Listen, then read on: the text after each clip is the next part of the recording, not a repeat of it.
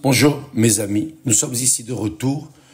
Que Dieu vous bénisse tous, que le Saint-Esprit vienne guider chacun de nous pour que nous sachions quelle est sa bonne, agréable et parfaite volonté pour nos vies. J'aimerais partager avec vous une expérience qu'un pasteur, un évêque a eue cette semaine avec une juive. Cette juive est venue à l'église, elle a participé à une partie de la réunion et après, elle a reçu la prière de l'évêque. Mais elle a dit, je ne vais pas dire Amen parce que je ne suis pas chrétienne, je suis juive. Les juifs ont Abraham comme père, ont Moïse, Élie.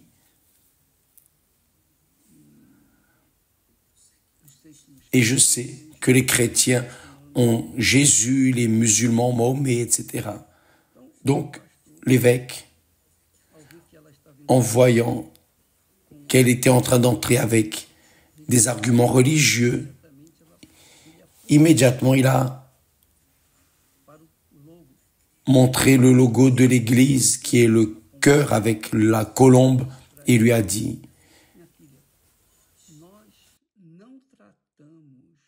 nous ne traitons pas ici de religion. Ici, on ne parle pas de religion.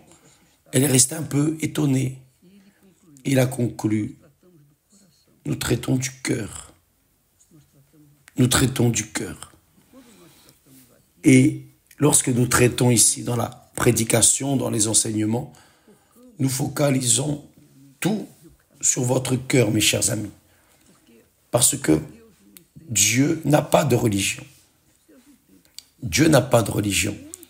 Et bien moins, il n'a pas créé la religion. Le monde, il lui a dit, le monde vit en fonction de ce qu'il voit. Travail, facture à payer, relations, beauté, voyage, etc., etc. Mais tous les problèmes qui enveloppent le monde sont à l'extérieur. Toutes les expériences mauvaises ou bonnes que les personnes ont dans la vie sont relationnées à l'extérieur, au corps. Mais les problèmes, les maux de tête, les problèmes que les personnes ont, c'est exactement ce que personne ne voit. C'est ce qui est dans le cœur. Le problème est dans le cœur. En d'autres mots, la personne à l'extérieur voit, sent et vit ses drames ou ses joies et tristesses, etc. Parce qu'elle voit. Mais qui sent? C'est le cœur, c'est votre cœur, c'est le cœur qui est en train de sentir. Mais elle ne voit pas le cœur. Parce que le cœur, c'est l'âme. La personne ne voit pas son âme. Elle veut résoudre le problème extérieur et ne pense pas à résoudre le problème de l'âme, qui est la plus grande erreur des personnes, de l'être humain. Parce que si les personnes considéraient la parole de Dieu, les Écritures sacrées, elles comprendraient, elles apprendraient que le cœur qui est l'âme, est celui qui souffre, fait le cœur humain souffrir. À cause de l'âme, Jésus est venu au monde. Il est venu au monde pour donner son âme contre la nôtre, pour la vôtre.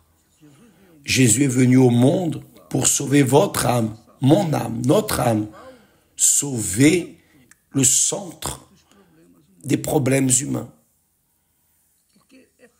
Parce que c'est un fait. Quand vous êtes heureux, vous sentez une joie dans le cœur. Quand vous êtes triste, vous sentez la tristesse dans le cœur qui est l'âme. Donc, l'âme sent les douleurs, l'âme sent les tristesses, l'âme sent les joies, les plaisirs, les satisfactions. C'est l'âme qui sent. Et Jésus est venu pour sauver cette âme. Il n'est pas venu apporter une religion. Le diable a inventé cette chose appelée la religion. Et les personnes restent focalisées sur la religion et oublient l'âme. C'est le problème. Le problème des personnes n'est pas la religion. Le problème, c'est le cœur. La religion ne répond pas aux besoins du cœur ou de l'âme, oui ou non? Pensez bien. Vous qui me regardez en cet instant, qui êtes déjà allé dans tant de religions, vous avez déjà eu tant de religions, vous avez frappé ici et là. Est-ce que le problème a été résolu? Non, ça n'a pas résolu le problème. Parce que la religion ne résout pas le problème du cœur. Seul Jésus résout le problème du cœur. Seul le Seigneur Jésus résout le problème du cœur. Vous pouvez réparer à l'extérieur. Vous pouvez vous apprêter à l'extérieur. Mais c'est le cœur qui souffre. C'est le cœur qui sent. C'est-à-dire, c'est l'âme qui sent. C'est l'âme qui souffre. C'est l'âme qui s'attriste.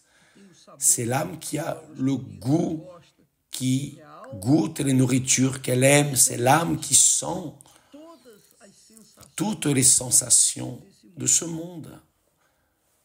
Donc, mes amis, pour résoudre le problème de l'âme, il n'y a pas de solution. Il n'y a pas de guérison. Il n'y a pas de guérison physique à l'âme. Donc Dieu promet de donner un nouveau cœur, une nouvelle âme. Une âme qui répond aux nécessités du corps et de l'esprit humain. C'est le grand secret du bonheur. Lorsque vous recevez un nouveau cœur, c'est-à-dire une nouvelle âme, un nouvel esprit, que Dieu promet dans sa parole, point, vous devenez heureux. Vous devenez heureux. Qu'êtes-vous capable de faire pour être heureux? Je suis capable de faire n'importe quoi pour être heureux. Donc, pour être heureux, je vais vous donner l'indication. Pour recevoir un nouveau cœur, c'est-à-dire une nouvelle âme, vous devez remettre votre vieux cœur, ce cœur trompeur, corrompu, ce cœur qui vous fait souffrir. Remettez ce cœur sur l'autel et de l'autel de Dieu viendra un nouveau cœur, un nouvel esprit. Et aujourd'hui, quand vous irez à l'église, allez avec ce propos. Quand la personne reçoit le Saint-Esprit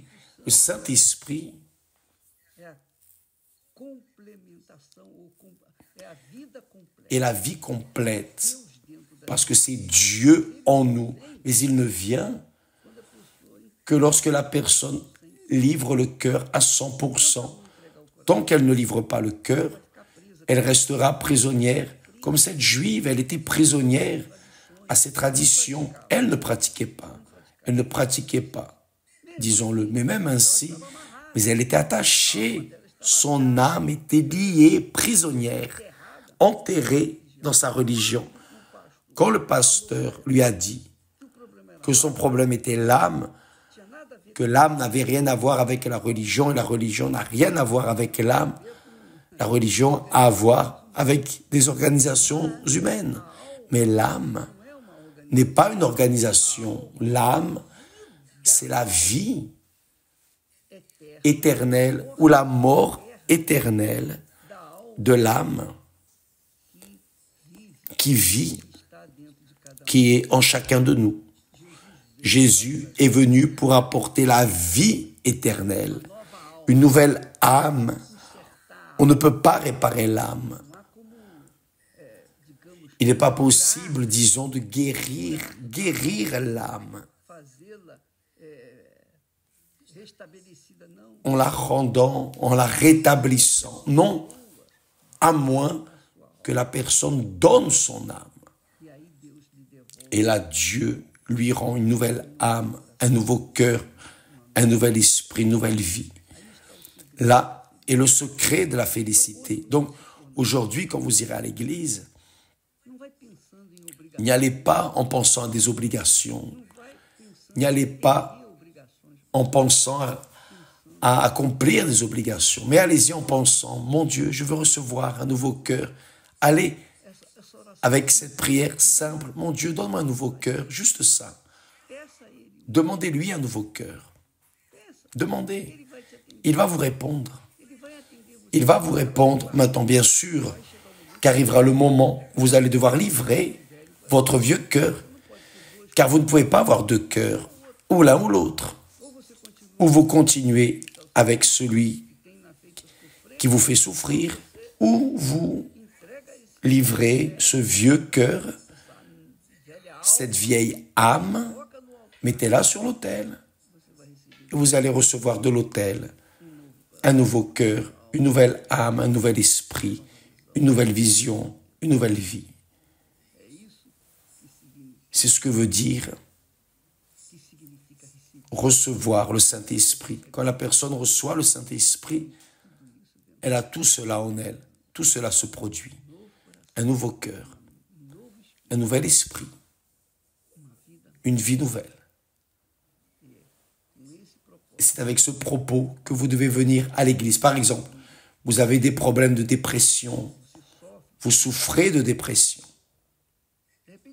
Peut-être que vous êtes évangélique, mais vous souffrez d'une dépression, c'est-à-dire vous avez une religion bonne, une bonne religion, mais votre âme est en train de souffrir. Ça veut dire votre cœur n'a pas été guéri, votre cœur n'a pas été changé, vous avez un vieux cœur avec une nouvelle religion ou la religion évangélique.